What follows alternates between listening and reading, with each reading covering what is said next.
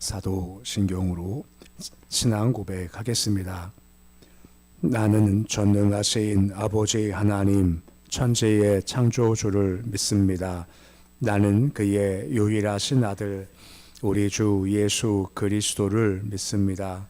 그는 성령으로 잉태되어 동정녀 마리아에게서 나시고 본디오 빌라도에게 고난을 받아 십자가에 못 박혀 죽으시고 장사된 지 사흘 만에 죽은 자 가운데서 다시 살아나셨으며 하늘에 오르시어 전능하신 아버지 하나님 우편에 앉아 계시다가 거기로부터 살아있는 자와 죽은 자를 심판하러 오십니다. 나는 성령을 믿으며 거룩한 공교회와 성도의 교제와 죄를 용서받는 것과 몸의 부활과 영생을 믿습니다. 아멘. 찬송가 220장 찬양하겠습니다.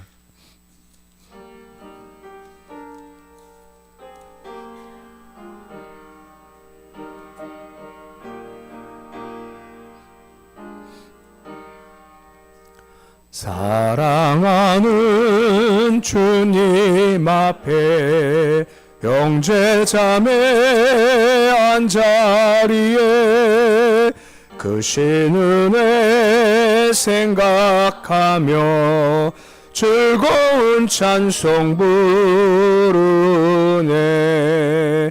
내 주 예수 본을 받아 모든 사람 내 몸같이 환난 근심 위로하고 진심으로 사랑하세. 사랑하는 주님 앞에 온갖 충성 다 바쳐서 괴로우나 즐거우나 주님만 힘써 섬기네. 우리 주님 거룩한 손 제자들의 바르시소. 남 섬기는 종의 도를 몸소 행해 보이셨네. 사랑하는 주님 예수 같은 주로 섬기나니 안피바다 몸 이룬 형제여 친구들이여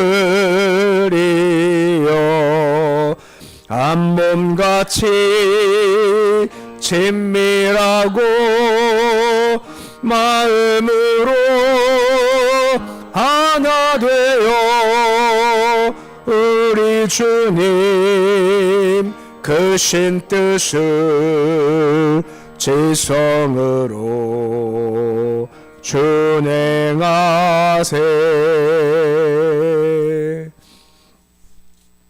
315장 찬양하겠습니다.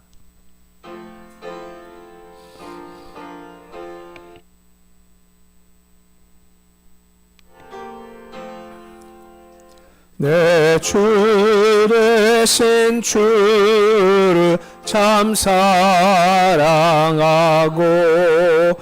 곧 그에게 죄를 다 고합니다. 그 은혜를 주신 내 예수시니 이전보다 더욱 사랑합니다. 주 날 사랑하사 구하시려고 저 십자가 고난 당하셨도다. 그 그것이 권수신 내 주 배우니 이전보다 더욱 사랑합니다.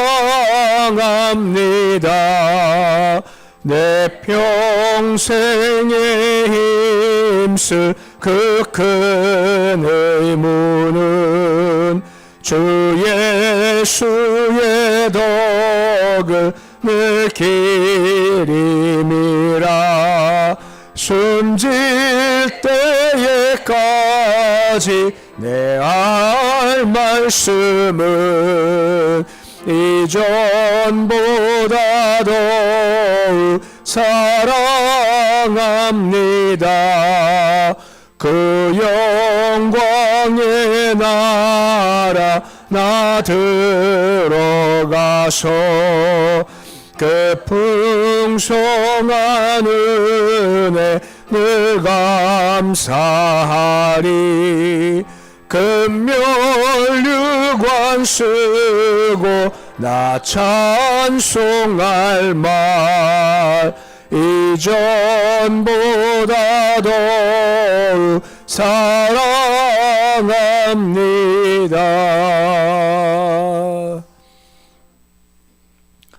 오늘 말씀은 요한일서 2장 7절에서 11절까지의 말씀입니다. 요한일서 2장 7절에서 11절까지의 말씀입니다. 요한일서 2장 7절에서 11절까지의 말씀 우리 함께 봉독하겠습니다. 사랑하는 자들아, 내가 새 계명을 너희에게 쓰는 것이 아니라 너희가 처음부터 가진 옛 계명이니 이 옛 계명은 너희가 들은 바 말씀이거니와 다시 내가 너희에게 새 계명을 쓰노니 그에게와 너희에게도 참된 것이라. 이는 어둠이 지나가고 참빛이 벌써 비침이니라.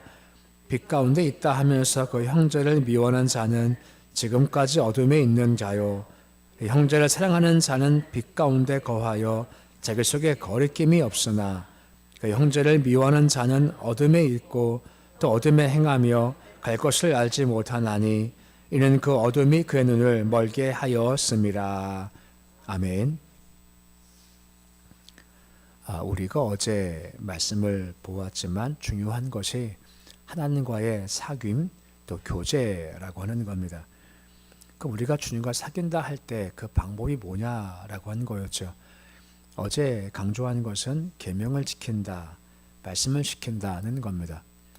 그러니까 주와 사귐이 있다라고 하면서 계명을 지키지 않으면 그는 거짓말장이다라고 할 것이었죠. 그러기에 주와 사귐이 있다 하는 사람들은 말씀을 지켜 빛 가운데 거한다라고 하는 겁니다. 오늘 말씀은 주님과 사귐을 가진다 있었을 때 그러면 두 번째 지침이 뭔가라고 하는 겁니다. 오늘 그 두 번째 지침을 말씀해 주고 있습니다. 우리 2절에 보시면 다음과 같이 말씀의 시작이 되고 있습니다. 그 새 계명과 옛 계명이 이제 대조가 되고 있죠. 본문 7절인데 우리 7절 말씀 같이 함께 읽어 보시겠습니다. 사랑하는 자들아, 내가 새 계명을 너에게 쓰는 것이 아니라 너희가 처음부터 가진 옛 계명이니 이 옛 계명은 너희가 들은 바 말씀이거니와 라고 합니다.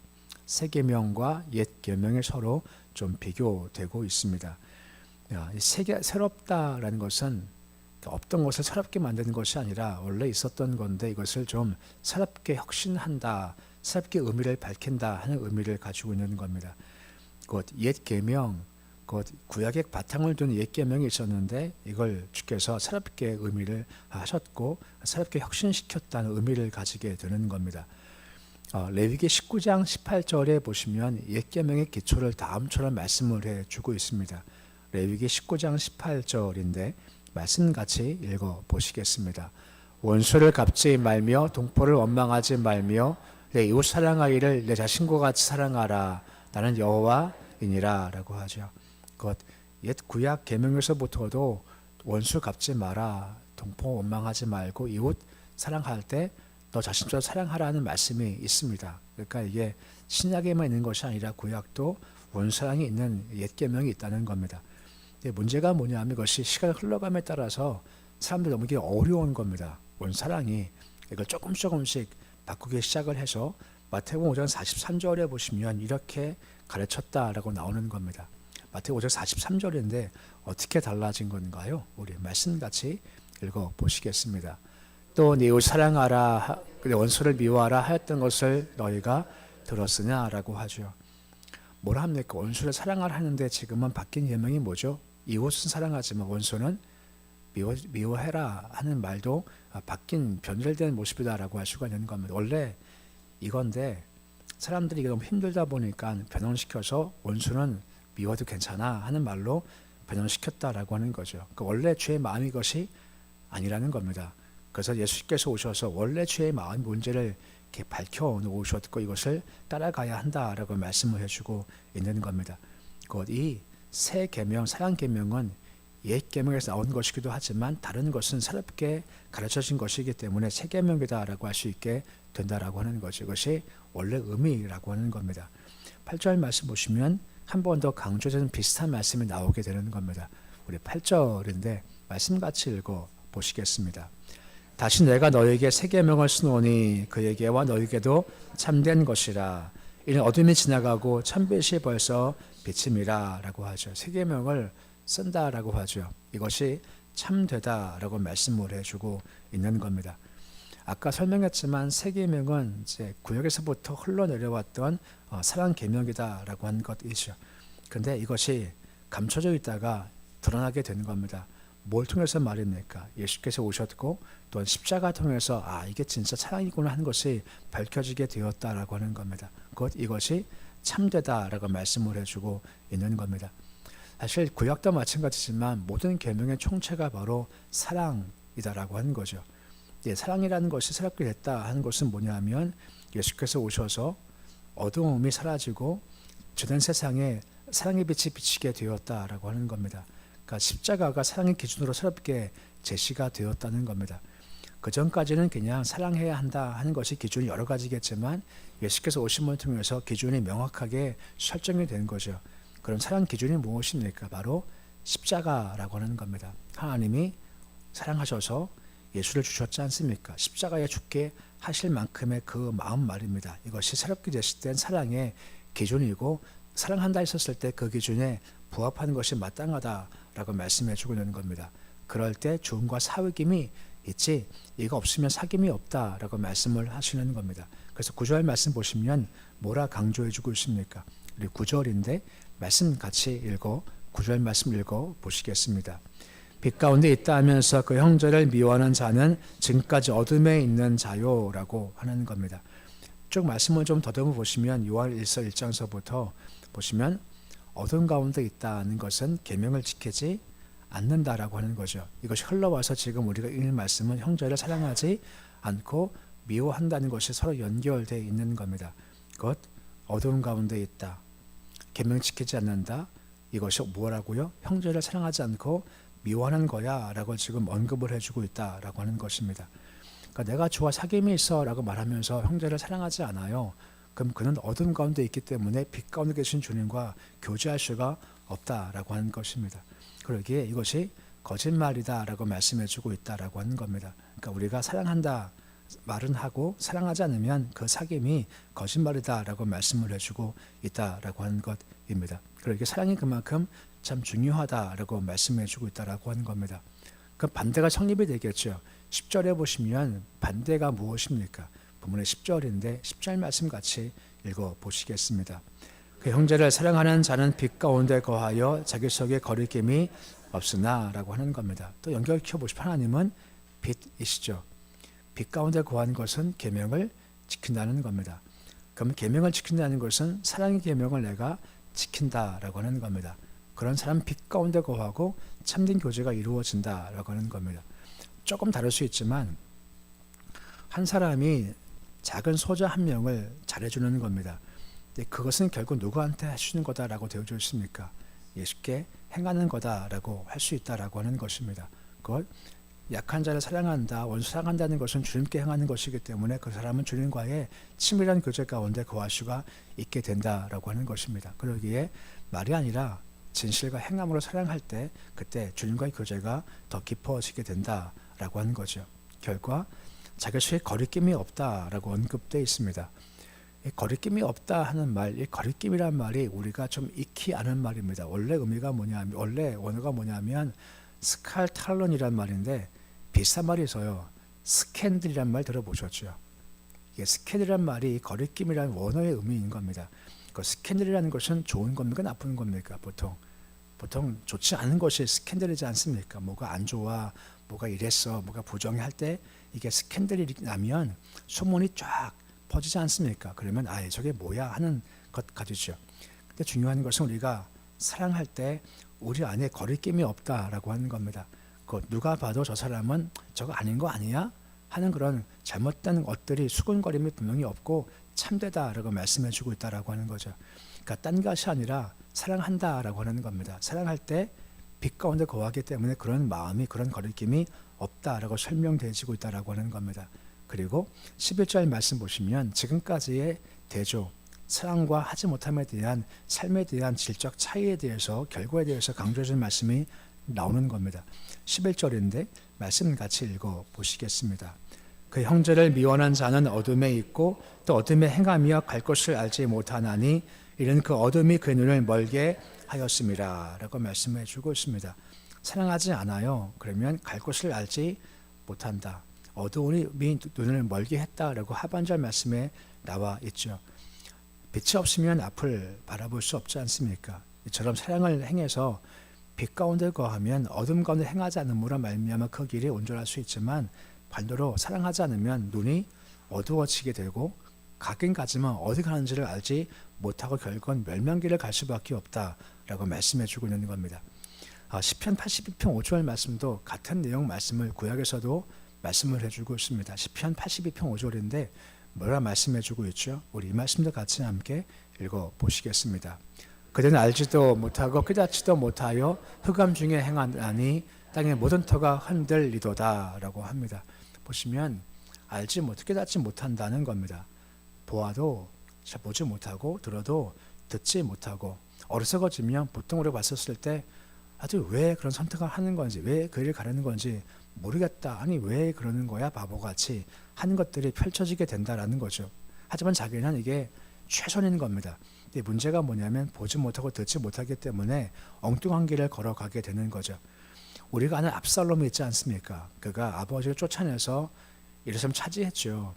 근데 그때 두 가지 계략이 제시되지 않습니까? 아히도벨의 좋은 계략이 제시가 되고 후세에 일부러 나쁜 계략을, 좋지 못한 계략을 제시가 되지 않습니까? 신하들이 알죠. 뭐가 좋은지. 근데 압살롬이 근데 좋았던 아히도벨 계략을 버리고 못했던 후세 계략을 대신 취해 가지 않습니까? 도대체 그 이유가 뭘까라고 하는 겁니다. 사실 우리는 알지 못하죠. 근데 그가 어리석어지는 겁니다. 보아도 보지 못하고 들어도 듣지 못했다라고 하는 거죠. 어리석게 됐고 어둠 가운데 거하니 그 길을 갈 수밖에 없게 되었다라고 하는 겁니다. 그 사랑이라는 것이 이렇게 사랑한다는 것이 끝나는 것이 아니라 사랑하게 되면 그는 빛 가운데 거하게 삶이 평안할 수 있지만 사랑하지 않으면 그는 눈이 어두워서 어두움 가운데 행하기 때문에 오늘 말씀과 같이 흔들릴 수밖에 없다라고 하는 겁니다. 그러기에 삶의 질이 사랑과 사랑하지 않는 것에 따라서 나눠진다라고 볼 수 있게 되어지는 겁니다. 오늘은 계속해서 하나님과의 사귐이 중요한데 그 방법이 뭔지에 대해 설명을 해주고 있습니다. 형제 사랑이다라고 하는 겁니다. 사랑하지 않으면 어둠 가운데 거한다라고 하는 겁니다. 그럼 어둠 가운데 거하기에 어리석어지는 거죠. 알지도 못하고 깨닫지도 못해요. 흔들릴 수밖에 없고 좋은 길을 두고 이상한 길을 걷게 되면 삶이 무너질 수밖에 없다라고 하는 겁니다. 또 성도 사랑하면 기준이 반대가 되겠죠. 사랑합니다 했었을 때 기준이 뭐라 했습니까? 십자가라고 하는 겁니다. 예수님의 사랑이 기준이라고 하는 거죠. 완벽할 수는 없지만 그 길을 걸어갈 때 그는 빛 가운데 거한다는 겁니다. 볼 수 있고 들을 수 있고 알고 깨닫게 되죠. 그러면 그 삶이 지혜로울 수밖에 없다라고 하는 것이고 주의 말씀은 내 발의 등이요 내 길의 빛이다 하는 말씀과 같이 그 길이 온전할 수가 있다라고 말씀해 주고 있는 겁니다. 쭉 연결되죠. 빛 가운데 거한다는 것은 계명을 지키는 거고 그 계명은 뭐라고요? 사랑하는 겁니다. 근데 사랑하지 않아요. 그는 계명을 지키지 않고 빛 가운데 거한다고 하 실상은 어두운 가운데 거한다는 거죠. 이것이 함께 연결된다라고 하는 거죠. 그래서 우리가 비록 부족하지만 새 계명 사랑하라 하는 말씀을 잘 받들어서 계명을 잘 지켜서 어둠이 아니라 빛 가운데 거하는 삶을 살아가시고, 그래서 결국은 보고 듣고 알고 깨달아서 빛 가운데 거해서 삶의 질서가 이루어지고 삶의 결과가 있는 모습이 되실 수 있으시기를 우리 주 이름으로 축원해 드립니다. 기도하겠습니다. 아버지 하나님, 하나님과의 사귐, 교제가 너무너무 중요합니다. 가장 큰 복은 주와 친밀히 가까이 가는 겁니다. 계속 오늘 말씀과 통해서 계속 어떻게 주와 가까이질 수 있을까, 더 깊은 교제 가운데 거할 수 있을까에 대한 말씀을 계속 보고 있습니다. 오늘 말씀을 통해서는 사랑입니다. 원래 주의 마음은 원수 사랑하라는 것이지만 이것이 변질되어서 이웃 사랑하지 원수는 미워하라 하고 바뀌었던 계명을 예수께서 오셔서 이게 진짜 사랑이다 하는 것들을 십자가 통해서 보여주셨습니다. 사랑한다는 것은 기준이 십자가이며 예수의 사랑입니다. 그것을 가지고 받았으니 사랑하라 라고 말씀해주고 있고, 사랑해야 하나님과의 깊은 사귐과 교제가 이루어진다라고 말씀을 해주고 있습니다. 그래서 우리도 마찬가지로 사랑해서 주와 깊은 교제 가운데 걸어가 봐서 볼 수 있고 들어서 들을 수 있고 깨달아 할 수 있는 지혜를 허락해 주셔서 우리가 어둠 중 행하지 않게 주님 도와주시옵시고, 대신 지혜로운 길로 평탄한 길로 흔들리지 않는 길로 우리가 걸어갈 수 있도록 주님 도와주시옵소서. 우리 신앙이 말로만 되지 않게 주님 도와주시옵시고, 계명을 지키고 사랑함을 통해서 우리 고백이 거짓말되지 않게 주님 도와주시옵시고, 빛인 주님과 함께 걸어갈 수 있도록 주여 도와주시옵소서. 새벽 주심을 참 감사를 드립니다.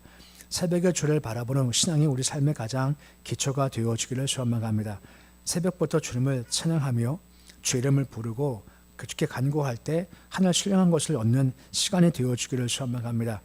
찬양의 발걸음으로, 감사 발걸음으로 매일의 발걸음이 이어지게 주님 도와주시옵시고, 기대할 때 허락하시는 것으로 더욱더 감사가 넘치는 새벽 시간 될 수 있도록 주여 도와주시옵소서. 주여, 새벽에 해결되기 원합니다. 많은 문제들이 새벽에 응답받고 해결되게 주여 도와주시옵소서.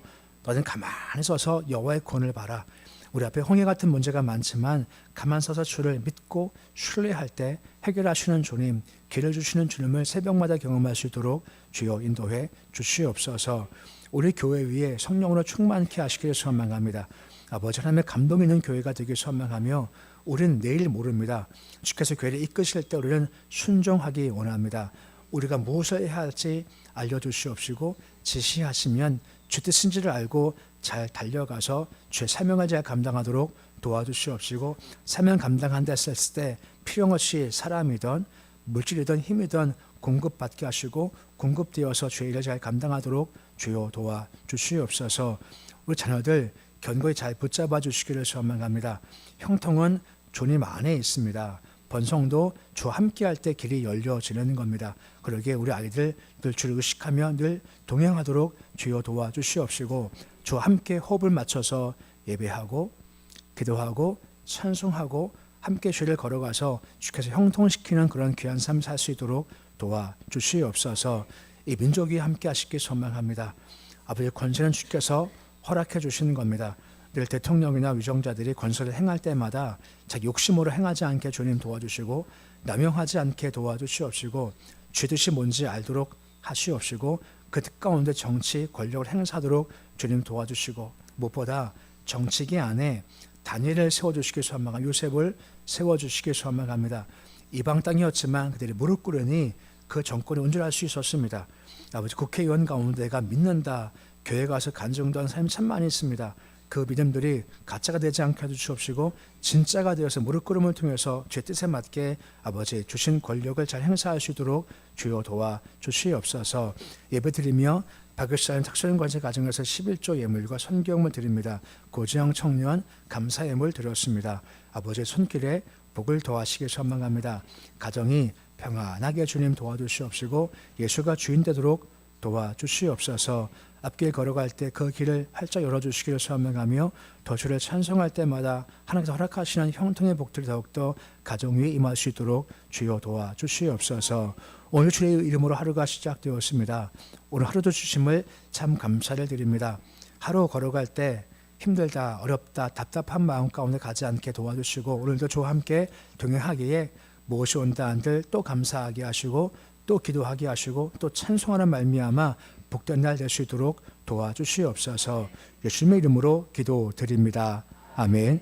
하늘에 계신 우리 아버지, 아버지의 이름을 거룩하게 하시며 아버지 나라가 오게 하시며 아버지의 뜻이 하늘에서와 같이 땅에서도 이루어지게 하소서.